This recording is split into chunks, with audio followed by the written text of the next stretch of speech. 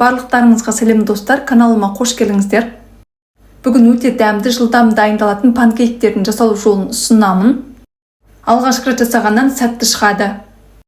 Менің отбасыма өте қатты ұнады, сіздерге де ұнайтынына сенімдімін. Дастарханыңыздың сәнін ашатын, дәмі тіл үйіретін панкейкті сіз де жасап көріңіз. Каналыма тіркеліп, лайк басуды ұмытпаңыздар. Ең алдымен ыдысымызға қаймақты саламыз. Ас содасын саламыз. Жақсылап араластырамыз. Менің каналымда басқа да панкейктердің жасалу жолдары бар, қарап көріңіздер. Сонан соң сұйық майды құямыз. Жұмыртқаны саламыз. Жұмыртқа мен қаймақ бөлме температурасындағы жылы болғаны дұрыс. Жақсылап араластырамыз. Каналыма тіркеліп қойыңыздар, алда бұйырса көптеген тағамдардың жасалу жолдарын салатын боламын.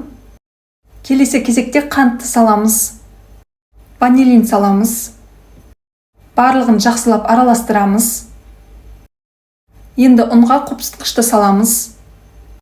Араластырамыз. Алдын ала ұнды електен өткізіп дайындап алдым. Ұнды сұйық массаға аз-аздан сала отырып, біркелкі болғанша жақсылап араластырамыз. Осымен қамырымыз дайын. Енді орташа отта қызып тұрған құрғақ табаға барлығын пісіріп аламыз. 2 ас қасықтан саламын. Қақпағын пайдаланбаймыз. Астыңғы бөлігі қызарғанда бетінде тесіктер пайда болады. Сонан соң келесі бетіне аударамыз. Міндетті түрде алдын ала табаны қыздырып аламыз. Барлық панкейктерді осы әдіспен пісіріп аламыз.